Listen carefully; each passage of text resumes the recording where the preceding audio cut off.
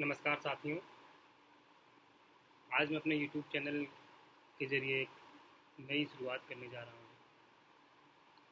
ये हफ्ते की पाठशाला नाम से सीरीज़ चलेगी, इसमें जो कंटेम्प्रेरी इश्यूज़ होंगे उस पर मैं अपनी बात रखूँगा। दरअसल पूरी दुनिया इन दिनों कोरोना महामारी से जूझ रही है। हमारे अपने भी जूझ रहे हैं।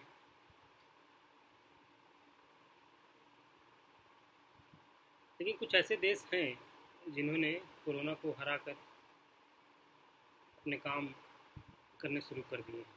उनमें एक नाम इजराइल का भी आता है। ये वही इजराइल है जहां इन दिनों संघर्ष छिड़ा हुआ।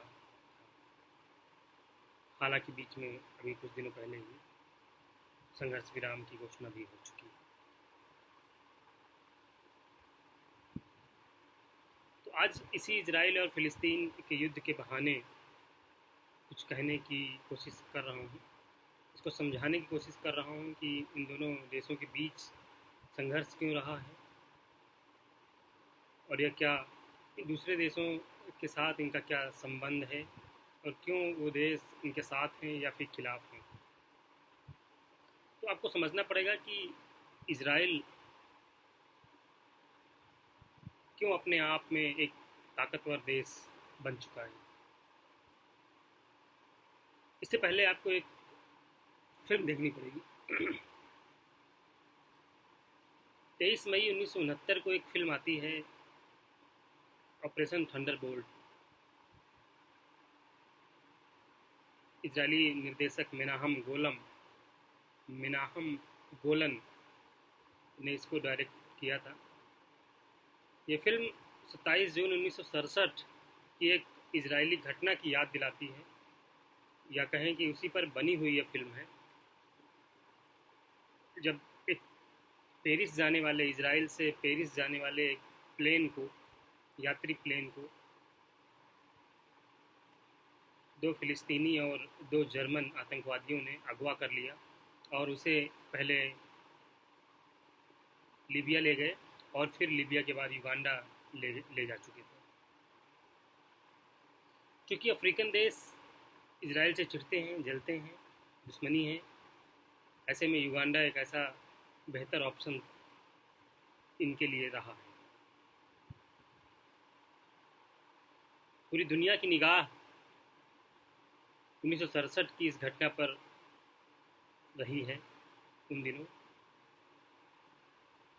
लेकिन इजराइल ने वो कर दिखाया जो शायद पूरी दुनिया को याद करना चाहिए। इजरायली फिल्म ऑपरेशन थंडरबोल्ट जब आप देखेंगे तो पता चलेगा, इस पूरी सीन बाय सीन को अगर आप देखेंगे तो पता चलेगा कि घटना क्या रही है। हालांकि इस फिल्म को हिब्रू, जर्मन, अंग्रेज़ी, स्पेनिश, फ्रेंच, अरबी में इसको लॉन्च किया गया था, इसको प्रदर्शित किया गया था। ये फिल्म केंद्रित है योनातन नेतन्याहू, जो उस समय के फील्ड कमांडर थे और इस ऑपरेशन को अंजाम दे रहे थे। ये वही हैं जो आज के प्रधानमंत्री बेंजामिन नेतन्याहू के, इजरायली प्रधानमंत्री के भाई थे। इजराइल अपने इरादों का पक्का रहा है। ये बात 1967 की इस घटना से याद आती है, इसको पुख्ता करती है। कैसे, आइए देखें। जब इसको अगवा कर लिया युगांडा में, तो वहाँ से एक मांग रखी गई कि आप इसको हमें 5 मिलियन रुपए दीजिए और हम फ़िलिस्तीनी जो सदस्य हैं, फ़िलिस्तीन लिबरेशन ऑर्गेनाइजेशन के जो सदस्य हैं, जो अन्य अन्य जेलों में बंद हैं इजराइल की, उन्हें छोड़ा जाए। लेकिन इजराइल कहाँ मानने वाला। इजराइल ने नहीं सुना और इजराइल ने कहा हम नहीं छोड़ेंगे। फिर इन आतंकवादियों ने थोड़ा और डर दिखाया। जब डर दिखाया तो पता चला कि ये मांग उनकी, ये आतंकवादियों की जो मांग थी वो लगातार बढ़ती जा रही थी। और फिर इन्होंने जो यहूदी थे, यात्री जो यहूदी यात्री थे उसमें, उनको रखा और बाकियों को भेज दिया, वापस उनके देश भेज दिया। क्योंकि उस समय अगर रखते तो हो सकता है कि अन्य देश भी इन आतंकवादियों के खिलाफ आ जाते या फिर सैनिक कार्यवाही करते। अब आप देखिए, इसराइल ने इसको मान लिया और इनकी शर्तें मान ली और कहा कि ठीक है, हमको टाइम दीजिए और हम पूरी दुनिया के लोगों से और अन्य देशों से बात करते हैं, और जो इसराइल की पूरी समस्या है, जो आपके फ़िलिस्तीनी सदस्य हैं, इनकी जो समस्या है इन जेलों से छुटकारा पर दिलाने के लिए, वो हम दिलाते हैं। इसके लिए उन्हें 3-4 दिन का टाइम मिल गया। 4 जून तक का आखिरी टाइम मिला, 4 जुलाई 1967 का टाइम मिला, और 3 जुलाई को ही इसराइल ने अपने 5 जो है कह सकते हैं कि हेलीकॉप्टर्स के साथ में 3 में कमांडो की टीम भेजी और एक खाली भेजा यात्रियों को लाने के लिए, और एक में पूरा कम्युनिकेशन सिस्टम से लैस होकर के वो जो है जो समुद्री तल है, समुद्र के रास्ते से उस पूरी कहानी को, उस पूरे यात्रियों जो थी पूरी, वो कह सकते हैं कि पूरी यात्रा जो रही उस समुद्र के रास्ते से आए वो, और समुद्र से महज 100 मीटर की दूरी पर लेकर आए, जिससे रडार किसी अन्य देश का, जो अफ्रीकी और अगल बगल जो अन्य देश थे, वो उन्हें सूचित न कर दें।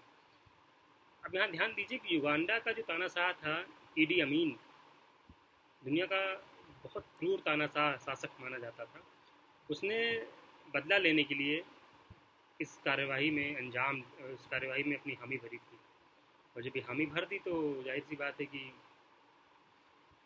सज़ा भी इजराइल देता ही, क्योंकि इजराइल चुप होने वाला नहीं था। इसके बाद इजराइल पहुंचा, इजराइल के कमांडो पहुंचे और छुड़ा करके लेकर आए अपने पूरे सभी 120 के करीब जो यात्री थे, उनको छुड़ाया। उनमें से एक बताते हैं कि एक रह गई थी, उसकी तबीयत खराब, एक महिला की मौत बाद में हुई, क्योंकि वो किसी हॉस्पिटल में एडमिट थी, और बाद में जब ईडी अमीन को पता चलता, क्योंकि वो अपने देश में नहीं था जबकि पूरी कार्रवाई चल रही थी, पूरे उसके MiG-21 भी जो समय हेलीकॉप्टर रखे हुए थे उसके एयरपोर्ट में, एंतबे एयरपोर्ट में, उसको भी तहस नहस कर दिया था इसराइलियों ने, और अपने पूरे यात्रियों को वापस ले गया। पूरी दुनिया में ये मैसेज गया, इजराइल अपने इरादों का पक्का है और इरादे जो उसने ठान लिए वो करके रहेगा। उसको अपने यात्रियों को छुड़ाना था, वो छुड़ा के ले आया। अब आप देखिए कि इससे युगांडा और अफ्रीकी देशों को तो एक मैसेज गया ही, साथ ही पूरी दुनिया में एक मैसेज गया कि जो भी इजराइल को परेशान करेगा उसके साथ अंजाम बुरा होगा। इस अंजाम की कहानी, एक और कहानी मैं आपको बताता हूँ। इजराइल का एक अपना खुफिया तंत्र है, मोसाद। इस मोसाद के कई किस्से मशहूर हैं दुनिया भर में, लेकिन एक किस्सा इतना इम्पोर्टेंट है कि जो ऑपरेशन है वो लगभग 20 सालों तक एक ऑपरेशन, 18 से 20 सालों तक एक ऑपरेशन चला, जिसको थ्रेड ऑफ गॉड का नाम दिया गया था। कैसे दिया गया, उसकी कहानी बड़ी इंटरेस्टिंग है। आप इसको सुनेंगे तो आपको लगेगा कि ये जो पूरी की पूरी कहानी है, ये पूरा का पूरा जो संदेश है, ये बहुत ही अलग है। इजराइल अपने दुश्मन को छोड़ता नहीं है, ये कहानी इस बात की पुष्टि करती है। यही कारण है कि मोसाद पर खर्च जो होता है, एक लंबा बजट जो है इजरायली सरकार का, एक अच्छा खासा बजट, लगभग करोड़ों रुपए, अरबों रुपए का बजट सिर्फ मोसाद नामक खुफिया एजेंसी पर खर्च होता है। उसका काम सिर्फ रिसर्च एंड डेवलपमेंट है, और उस पर जो टेक्निकल एस्पेक्ट्स जुड़ने हैं, जो उसकी टेक्नोलॉजी हाईफाई करनी है उनके पास में, बस सिर्फ यही काम उस मोसाद को, उस जो पैसे मिलते हैं उस पर यही काम होता है कि आप उसको और अच्छे से अच्छा बनाएं, कोशिश करें। तो 1972 में जर्मनी के म्यूनिक में एक ओलंपिक हुआ था। वो ओलंपिक दुनिया भर की नज़रें उस पर टिकी हुई थी। 11 इजरायली खिलाड़ी थे, उनको जो है 8 फिलिस्तीनी आतंकवादियों ने बंधक बना लिया था, जिनमें 2 की मौत वहीं खेलगांव में हो गई थी, खेलगांव में हो गई, और 8-9 की जो मौत है वो जो कार्रवाई हुई, जो सैनिक कार्रवाई हुई जर्मनी के लोगों द्वारा, उस पर वो लोग हो गए। पूरी कहानी आप जाने कि जो फ़िलिस्तीनी फेडरेशन लिबरेशन ऑर्गेनाइजेशन के जो 8 सदस्य जो आतंकवादी थे, वो खेलगांव पहुंच जाते हैं और ट्रैक सूट में खिलाड़ियों के भेस में पहुंच जाते हैं और उनको बंधक बना लेते हैं और मांग करते हैं कि 234 जो हमारे खिलाड़ी हैं, जो हमारे सदस्य हैं, जो इसराइल की जेलों में बंद हैं, उनको रिहा किया जाए। नहीं माना इसराइल, फिर नहीं माना। इसराइल ने कहा हम नहीं देंगे, हम नहीं छोड़ेंगे, आपको जो करना कर लीजिए। तो इसके एवज में दो खिलाड़ियों की लाशें उन आतंकवादियों ने सामने रख दी, फिर भी इसराइल नहीं माना। इसके बाद इसराइल ने जर्मनी से कहा कि हमको आप सैनिक कार्रवाई करने, कमांडर जो है कार्रवाई करने की परमिशन दीजिए, लेकिन जर्मनी उस दिन अपने म्यूनिक के ओलंपिक में बिजी था और उसने कहा नहीं हमें दिक्कत हो जाएगी वगैरह वगैरह, तो नहीं दिया।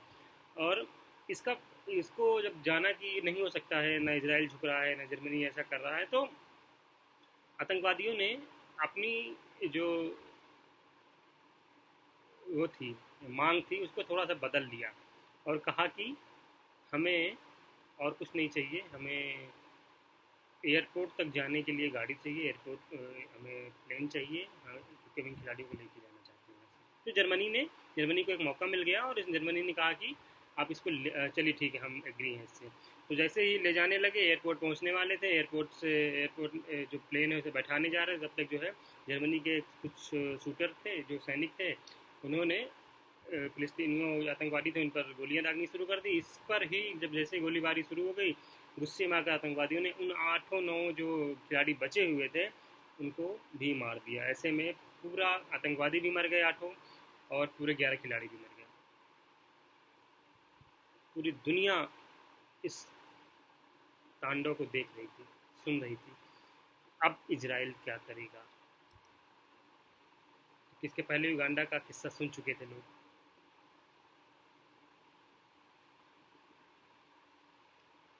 इजराइल की तत्कालीन प्रधानमंत्री जो गोल्डा मेयर थी उन दिनों की, तुरंत आपातकालीन मीटिंग बुलाई और मुसाद को इसकी जानकारी के लिए इसको पूरा दायित्व सौंपा और कहा कि मुझे इससे जुड़ा हुआ एक एक आदमी मरा हुआ चाहिए, इसकी मौत चाहिए, चाहे इस पर जो भी खर्च हो, जो भी कुछ हो। और आपको जानकर आश्चर्य होगा कि इस मिशन का नाम जो रखा गया, इस ऑपरेशन का जो नाम रखा गया, टेंडर ऑफ गॉड, मतलब खुदा का खौफ। और इस पर मोसाद ने 20 सालों तक अभियान चलाया और पूरे दुनिया के, पूरे यूरोप के और अलग अलग देशों में छिपे हुए आतंकवादी जो इस घटना से जुड़े हुए थे, उन्होंने उनको लगातार ढूंढा, उनसे बातचीत करते रहे, प्लानिंग करते रहे और सबको मार गिराया। तो 11 इजरायली खिलाड़ियों की मौत का बदला ऐसे लिया। आपको आश्चर्य होगा कि पहले 2 दिन बाद ही, जब ये घटना घटी, उसके 2 दिन बाद सीरिया और लेबनान में बमबारी कर दी, 200 लोग मार दिए इसराइल ने। इसके बाद फिर रोम में बैठा हुआ अब्दुल जबरा को मारा, फिर फ्रांस के पेरिस में जा कर के मंसूर महमूद अंसारी को मारा। उसके बाद बैरूत के एक होटल में सालेम नाम का एक आतंकवादी छिपा हुआ था, उसको मार दिया। और इस मुकाम तक पहुंचने के लिए उसे 20 साल लग गए। लेकिन एक गलती हो गई, मोरक्को में एक व्यक्ति को गलत तरीके से मार दिया गया। हो सकता है कई बार गलतियां हो जाती हैं, तो मुसाद की भी एक गलती रही और इस गलती की सज़ा उसे ये भुगतनी पड़ी कि पूरी दुनिया को पता चल गया कि मुसाद ये ऑपरेशन चला रहा है।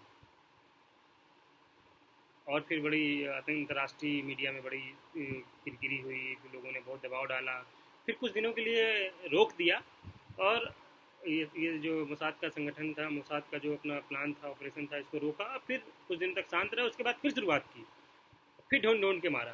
तो जब तक नहीं मर गए लोग, एक एक आतंकवादी, तब तक उसको, इस ऑपरेशन को बंद नहीं किया। और आज भी किस्से मशहूर हैं, बहुत सारी फिल्में इस पर ही बन चुकी हैं, इस पूरी घटना पर भी बहुत सारी फिल्में आपको देखने को मिल जाएंगी जो इजरायली फिल्मकारों ने बनाई है। अब आप देखिए कि हमारे सामने फिर से एक बार फ़िलिस्तीन और इजराइल की घटना हमारे सामने है। 11 दिनों तक संघर्ष चला, सैकड़ों लोगों के मारे जाने की खबरें हैं, हज़ारों घायल हैं। हमास नाम का एक आतंकवादी संगठन, जिसको कई देश आतंकवादी मानते हैं, कई नहीं मानते, वो अपने आप में ही किए जा रहे हैं कि हम संगठन हैं, हम फ़िलिस्तीन की मुक्ति मोर्चा के लिए खड़े हैं, हम फ़िलिस्तीन की जनता आवाम के लिए लड़ते हैं, वगैरह वगैरह।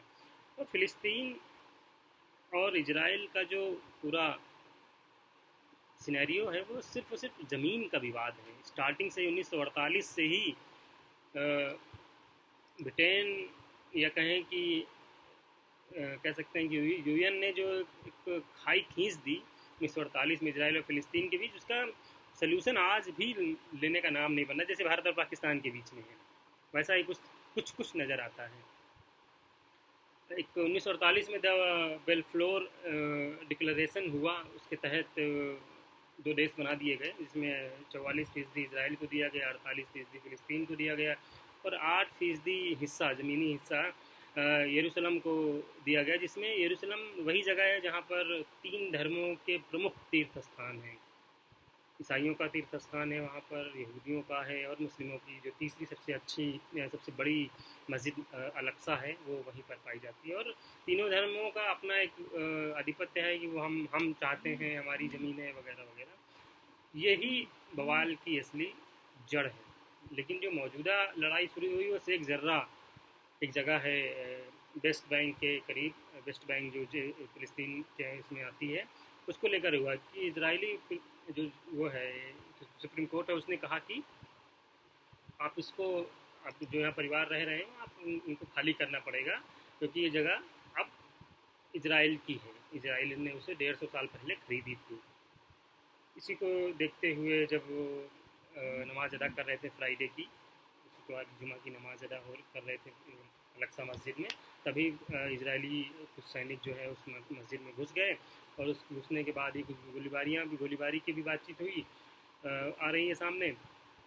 फिर जो हमास संगठन जो गाज़ा पट्टी में रहता है, गाज़ा पट्टी एक जो वेस्ट बैंक के जस्ट अपोजिट साइड में है, वहाँ से हमास ने गोलीबारी शुरू कर दी, रॉकेट दागना शुरू कर दिया, और वो हज़ारों जो है रॉकेट दागता है। लेकिन उसके इजराइल की जो आयरन डोम नाम की जो मिसाइल है, जो पूरा का पूरा एक तंत्र है आयरन डोम, उसके तहत वो 2000 में से 98% जो मिसाइलें हैं, रॉकेट हैं हमास द्वारा फेंकी जाने वाली, उसको नष्ट कर देता है। मात्र 2% या 1% के करीब जो है ही रॉकेट काम आते हैं। लेकिन फिर भी क्योंकि घनी बस्ती है वहाँ पर, इस वजह से जान माल का खतरा ज़्यादा होता है।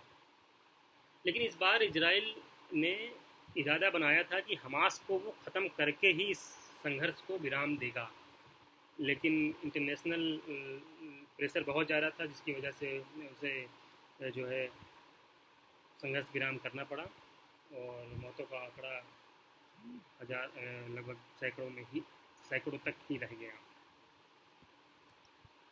अब आप ध्यान दीजिए कि 150 साल पहले खरीदी गई जो ज़मीन है, जो फ़िलिस्तीनियों से इजरायलियों ने खरीदी थी, जो कह सकते हैं कि मुस्लिमों से यहूदियों ने खरीदी थी, उसका विवाद आज है।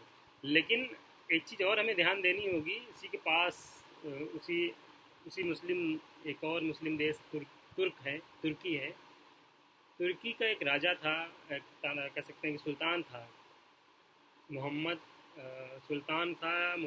अल फतेह, जिसने 400 साल पहले हाजिया सूफिया मस्जिद को खरीद लिया था। फिर द्वितीय विश्व युद्ध हुआ, द्वितीय विश्व युद्ध के बाद फिर क्या बताते हैं कि उस पर वो बन गई, म्यूज़ियम बनवा दिया गया, और अब तुर्की फिर कहते हैं कि वो ज़मीन हमें दे दी जाए। तो जब तुर्की सही हो सकते हैं तो इजरायली क्यों नहीं, सवाल ये भी है।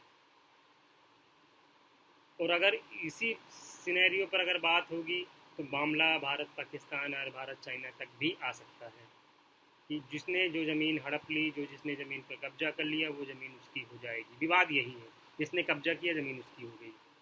पूरे इंटरनेशनल लेवल पर बातचीत इसी की हो रही है। इसीलिए देश जो देश हैं वो इस बुरे मामले में बचने की कोशिश कर रहे हैं। भारत भी उसमें एक है।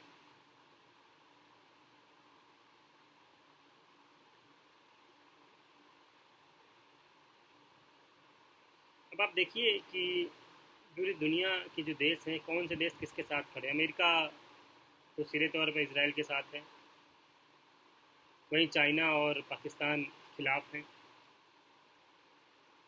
रूस बराबरी पर बात करता है कि दोनों देशों को, फ़िलिस्तीन और इसराइल दोनों देशों को आत्मरक्षा का अधिकार है। भारत न्यूट्रल रहने की कोशिश करता है, लेकिन कई बार अपनी बातचीत को रख देता है, क्योंकि कई बार इसराइल ने हमें सैन्य ताकतें दी हैं, सैन्य जो हमारे हथियार हैं, जो हमारे पास रॉकेट्स हैं, हमें हमारा रडार सिस्टम है, हमारा कम्युनिकेशन सिस्टम है, वो सब इसराइल हमें देता आया है। लेकिन वो जो व्यापार का आंकड़ा है वो हमारे कुल व्यवसाय का मात्र 1% है। लेकिन जो अन्य मिडिल ईस्ट के जो देश हैं, जो गल्फ़ कंट्रीज़ के जो देश हैं, गल्फ़ कंट्रियां हैं, जहाँ से हमारा व्यवसाय है, वो लगभग 20% के करीब पहुँच रहा है धीरे धीरे। और सबसे बड़ी बात यह है कि जब हम यूएन में जाते हैं तो हमें वीटो पावर की ज़रूरत होती है। जब हमें वीटो पावर चाहिए होता है तो हमें वहाँ पर 196 देशों में से 136 देश जब तक नहीं आएंगे हमारे पास, तब तक हम अपना एक कोई वीटो पावर इस्तेमाल नहीं कर सकते हैं, और हमारी वहाँ पर कह सकते हैं कि हम वहाँ स्टैंड नहीं ले पाएंगे। इस वजह से हमें अरब देशों के साथ में भी संपर्क रखना बहुत ज़रूरी है, क्योंकि 57 देशों का एक संगठन है जो आप सबको पता है, इस्लामिक कॉरपोरेशन है। वो 57 देश खिलाफ हो जाएंगे अगर हम इसराइल के साथ चले गए, डायरेक्ट चले गए। आपने सुना होगा कि नेहरू भी अरब देशों के साथ हमेशा से रहे हैं। अटल बिहारी वाजपेयी ने भी डायरेक्ट कह दिया था कि इसराइल को जो है फ़िलिस्तीनियों की ज़मीन, कब्जा की हुई ज़मीन को वापस करना पड़ेगा। और आज भी वही बात कही जा रही है कि 2 स्टेट नेशन पर ही हम, जो भारत के लोग हैं, भारत जो है वो अपना स्टैंड क्लियर रखता है। अब आप देखिए कि अमेरिका कैसे मिडिल ईस्ट को उल्लू बनाता है, कह सकते हैं कि डराता है, क्योंकि जो सपना है इसराइल का वो ग्रेटर इसराइल का सपना बन चुका है। अब वो फ़िलिस्तीन तक सीमित नहीं रहना चाहता, वो अब सीरिया तक जाना चाहता है, अब वो इजिप्ट तक जाना चाहता है, अब वो सऊदी अरब तक जाना चाहता है, वो कतर, इराक़ तक जाना चाहता है, उसको भी अपने अंदर शामिल करना चाहता है। लेकिन वो ऐसा कब कर पाएगा, ऐसा कैसे कर पाएगा, किसकी मदद से कर पाएगा, ये हम सभी जानते हैं। आप सोचिए कि अगर हमने खुद खुल करके अगर समर्थन कर दिया इसराइल का, तो हम कितने देशों के साथ संपर्क हमारा ख़राब हो जाएगा। चाइना उधर हमारी कब्जा की हुई अक्साई चीन की ज़मीन को फिर इसी तर्ज पर खींच लेगा। पाकिस्तान हमारा पीओके है, उसी तर्ज पर इंटरनेशनल सुप्रीम कोर्ट में लेके चला जाएगा, वहाँ पर इंटरनेशनल कोर्ट में ले जाएगा, इसी उससे। और तिब्बत, फिर जो तिब्बत, चीन ने जो तिब्बत का खींच लिया है पूरा, वो मामला भी हमारे अपोजिट चला जाएगा। और चीन चाहता है कि इस तरीके की चीज़ों पर भारत स्टैंड ले, जिससे कि वो लाल सागर वाली जो ज़मीन, लाल सागर वाला जो पूरा एरिया है जहाँ पर पेट्रोल बहुत होता है, वो भी वो खींच ले, वो भी उस पर। लेकिन जैसे वो वहाँ पर बातचीत करेगा, जापान हमसे रूठ जाएगा, क्योंकि जब हम जापान का ही हिस्सा वो चीन खींच रहा है धीरे धीरे धीरे धीरे कर करके।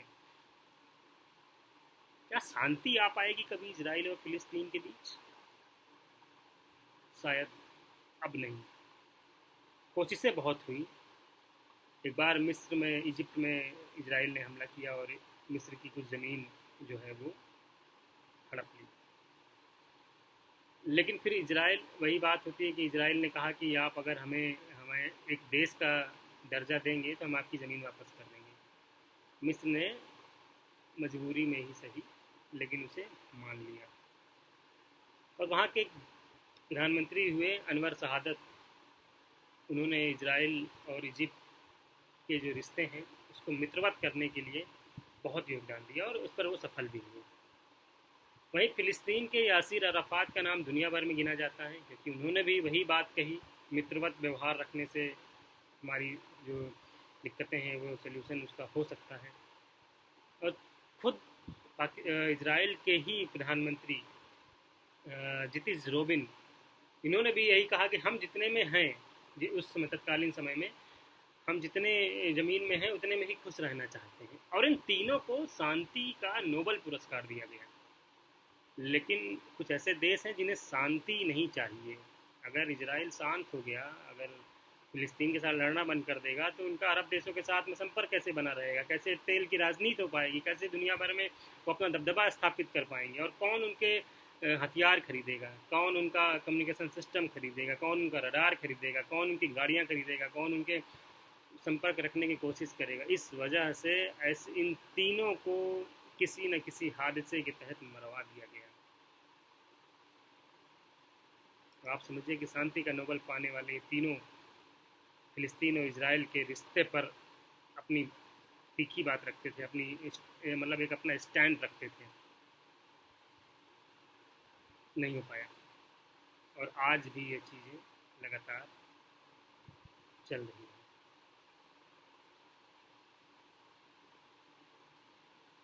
तो हमने सुना, हमने जाना कि कैसे थंडरबोल्ट, ऑपरेशन थंडरबोल्ट, और उसके बाद मुसाद का जो थ्रेड ऑफ गॉड ऑपरेशन था, उसके ज़रिए पूरी दुनिया में तहलका मचा सकता है, मचा चुका है।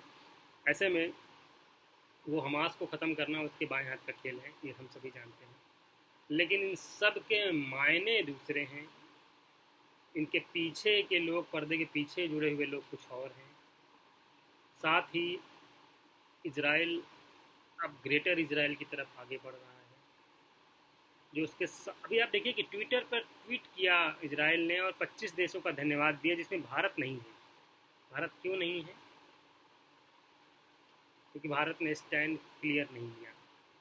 उसने उनके विदेश मंत्री जो अपने इजराइल के जो राजदूत हैं टी एस त्रिमूर्ति, उन्होंने कहा कि वी स्ट्रांगली सपोर्ट फिलिस्तीन and we support two nation solution, two state solution.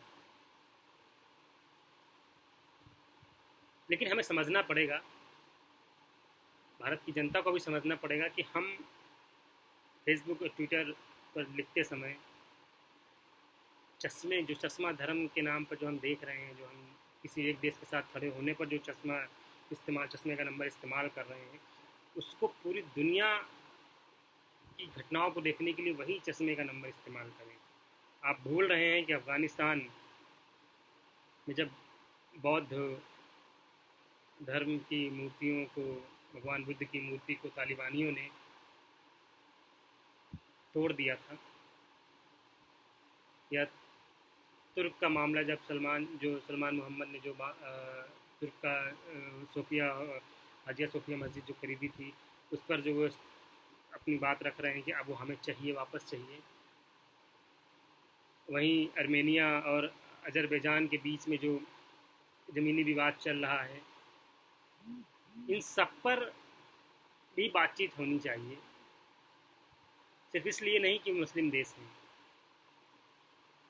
तो वो करें तो सही, और यहूदी और मुस्लिम लड़ें तो बात दूसरी होगी।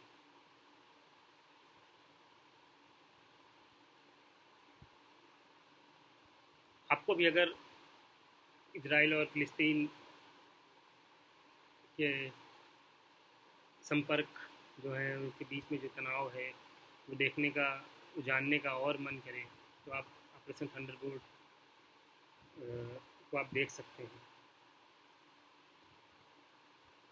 इस फिल्म को देखते समय आप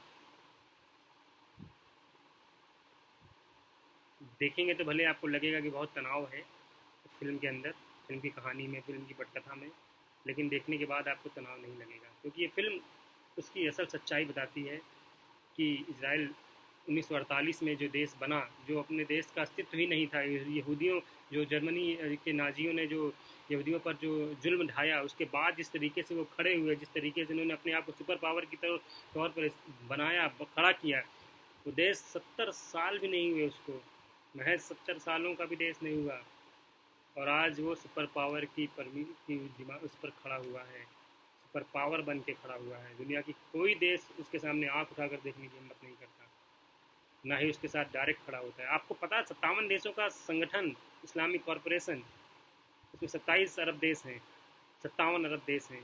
क्या वो अगर चाहें तो डायरेक्ट नहीं कर सकते? फ़िलिस्तीन को बचा सकते हैं, लेकिन साथ नहीं आते, क्योंकि उन्हें पता है कि तुर्क और बहरीन के साथ भी इसराइल के संपर्क अच्छे हो चुके हैं लगातार।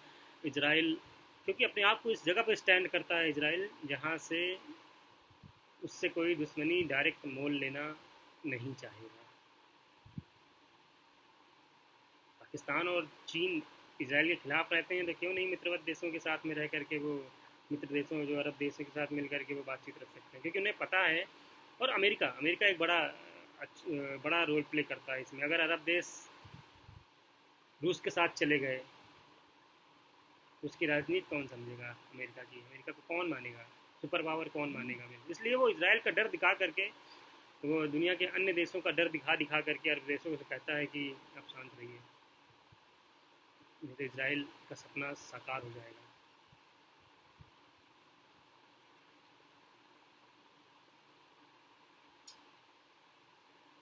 तो इस पूरे मामले को, इसराइल और फ़िलिस्तीन के पूरे मामले को धर्म के नाम पर न देखते हुए इसको एक ज़मीनी विवाद के तौर पर देखा जाए, और इस पर अंतर्राष्ट्रीय समझ रखते हुए भविष्य में हमें भारत पाकिस्तान और भारत चाइना के बीच जो हमारा ज़मीनी विवाद है, उस पर भी एक समझने की एक राय हमें बनानी होगी कि दरअसल मामला क्या है, मामला कैसे सुलझेगा, और इस सुलझाव के पीछे कौन कौन लोग शामिल हो सकते हैं, हमें उन्हें पहचानना होगा। क्योंकि इजराइल समझता है कि उसके पीछे कौन कौन लोग हैं, तभी उसने मोसाद पर वो लगातार पैसे खर्च कर रहा है, और आने वाले समय में वो किसी भी देश के साथ किसी भी हद तक गिरते हुए, आगे बढ़ते हुए, और उस देश को वो ख़त्म कर सकता है, उस देश को चोट पहुंचा सकता है। बहुत धन्यवाद। मिलते हैं अगले एपिसोड में किसी अन्य कहानी के साथ, एक और सूचना के साथ। हो सकता है आपको पसंद आए, या अगर आपको पसंद आ रही है ये मेरी पहली सीरीज़, पहली कहानी इजराइल और फ़िलिस्तीन के बीच आपसी संबंध, तो आप मुझे कमेंट करके बताएं। आप मुझे मेल भी कर सकते हैं। बहुत धन्यवाद।